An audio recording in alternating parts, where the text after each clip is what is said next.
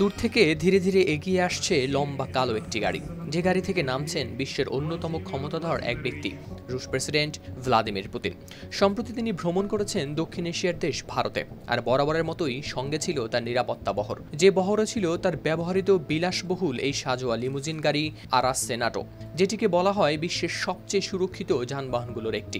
গেল 4 বছরের মধ্যে এটি ছিল তার প্রথম ভারত সফর, তাই এই আয়োজনে ছিল দ্বিপক্ষীয় আলোচনা, রাষ্ট্রীয় নৈশভোজ সহ সবকিছুই। কিন্তু এত কিছুর পরেও কৌতূহলের কেন্দ্রে ছিল তার পরিবহনে ব্যবহৃত বিশেষ এই লিমুজিন গাড়িটি, যা সব সফরেই তাকে যেন দিয়ে চলে ছায়ার মতো পাহারা। বিশ্বের অন্যান্য অনেক বিশ্বনেতার মতো পুতিনও থাকেন বিশেষ নিরাপত্তা বলয়ে, আর সেই বলয়ের অন্যতম সংযোজন বিশেষায়িত এই গাড়িটি। এখন প্রশ্ন হলো,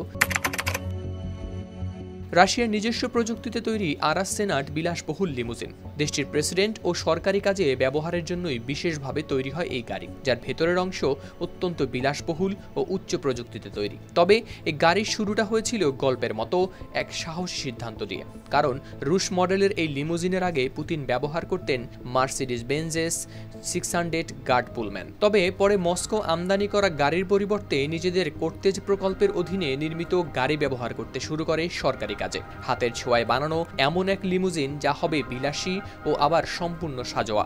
সেখান থেকেই জন্ম নেয় এই গাড়ি।